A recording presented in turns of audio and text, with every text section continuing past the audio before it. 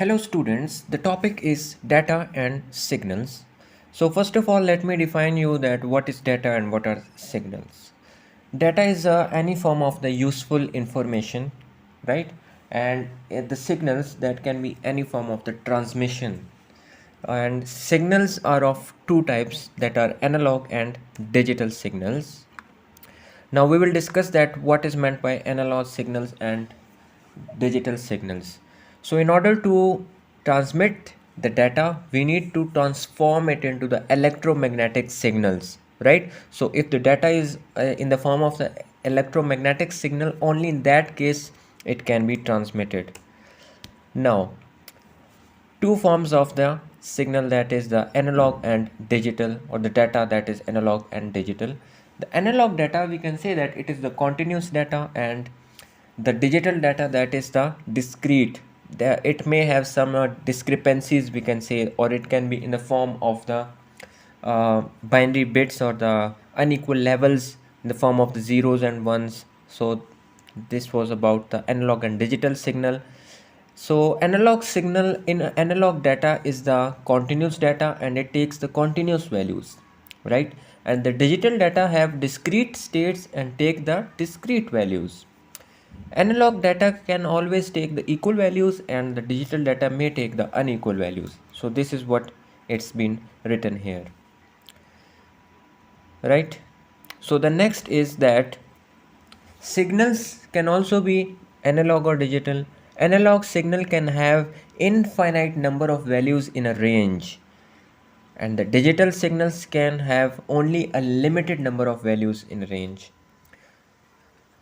So analog signal is having some infinity values, but there is some range, and the digital signals is having a limited values, right? So there is some limitation for the number of values in case of the digital signals. So now this is a graphical representation of the analog signal and digital signals. You can see here that this is in the form of the wave, and this is in the form of the some discrete values with respect to time, right? So this is the comparison of analog and digital signals. In data communications, we commonly use periodic analog signals and non-periodic digital signals, right? So, what are the periodic analog signals? Periodic analog signals can be classified in the two categories, that is simple and the composite. By the composite, we may mean that it is closed, right? A simple periodic analog signal, a sine wave, cannot be decomposed into simpler signals. That the sine wave, that is a composite signal. So it is a very complex, and we cannot decompose it into the simpler signals, right?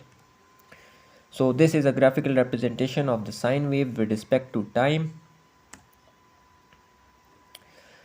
Next, we will discuss the different categories of these waves. So here you can see that this is the peak amplitude. This is the highest value of this value, and in this case this is having the low amplitude, right? So now here you can see here that the frequency and period are inverse of each other. That is, f is equal to 1 by t and t is equal to 1 over f. That if we are given with the frequency, we can easily calculate the time period, and if we are given with the time period, we can easily calculate the time period, as they are inverse of each other. Now, what is frequency? Frequency is the rate of change with respect to time, right? Change in a short span of time means higher frequency. Change over a long span time means lower frequency. As we discussed, that frequency is inversely proportional to the time period. So if there is low time period, frequency will be high. If the time period is high, then the frequency will be low, as the relation is inverse between them. If a signal does not change at all, its frequency is zero. If a signal changes instantaneously, its frequency is infinite. What does it mean? That if we are having any signal that is remaining at rest, its position is not changing, right? So the frequency will be zero. And if a signal is changing its position at every stage or at every instant, then its frequency will be very high, and that will be infinite. So two signals with the same amplitude and phase but different frequencies.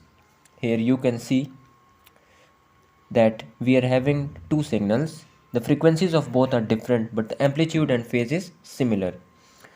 So here you can see that the time period is very less, so the frequency is high, and here the time period is more, so the frequency is low, as the relation is inverse between them. Now these are the different units of the period and frequency. The seconds, that is equivalent to 1 second, hertz and 1 hertz, milliseconds, microseconds, nanoseconds, picoseconds. So these are the different units of the period and frequency, right? So here we are having a one example. The power we use at home has a frequency of 60 Hz. The period of this sine wave can be determined as follows. So here we are given with the frequency and we have to calculate the time period. So as we know that frequency is inverse of the time period, so we can easily calculate using the formula T is equal to 1 over F. Now we are given again with another example.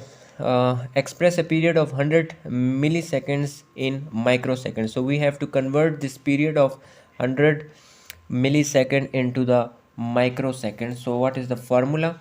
Here you can see that 100 milliseconds, what is milli equal to? That is 10 raised to power minus 3, right? And what is micro equal to? Micro is equal to minus 6.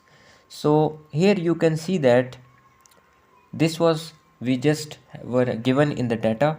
So in order to solve the example, you have to multiply it with 10 raised to power. So first 10 raised to power, and in which you have to convert it, that will be the power of it. If it is was pico, then we were going to write the value of the pico over here, right? So pico value is 10 minus 12. So we were going to multiply and divide it with it. So after rearranging, as it was in the denominator, it comes here and this becomes micro, and then after solving and performing the calculations, we got the answer 10 raised to power microseconds, right? So what is phase?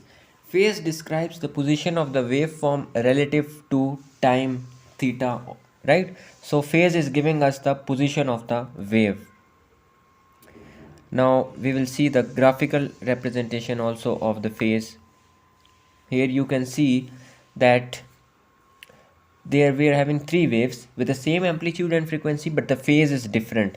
The first wave is at 0 degree, the second wave is at 90 degrees, here you can see it, and the third wave is at 180 degrees. So the phase is different in all the waves, right? This is about the wavelength and period. So what is the how can we calculate the wavelength? The wavelength is the distance between the two crust or trough, right? Here this is the crust, this is the trough. So this how we can calculate the, and the period, that is how much uh, time it is taking for the one cycle, right? So here you can see that we are having two domains of a sine wave. The first is in the time domain and the second is in the frequency domain. So in the time domain, we just represent it with the wave, right? So here the amplitude is 5 and the frequency is 6. So what does 6 means? 6 means that we will be having 6 cycles, right? Here 1, 2, 3, 4, 5, 6. So 1 hertz mean frequency of 1 hertz mean 1 cycle, and 6 hertz means 6 cycles, and here is the frequency, right? In case of the frequency domain, you have to represent the wave with just with a single one spike here, or the strand we can say. And this is the 5 amplitude and the frequency was 6, so here you just have to draw a line or the spike. So these are the two domains in which we can represent a sine wave. A complete sine wave in the time domain can be represented by one single spike in the frequency domain, as we have earlier discussed in the graphical representation. This is the same thing written over here. Now this is also the same thing, but they have merged the both. This is the frequency domain, this is the time domain, right? so don't get confused with it.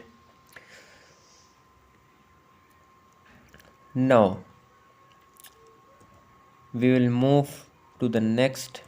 So these are all examples you can simply solve and convert them. So there is nothing complex in it. These are all the examples, but remember the domains that are very important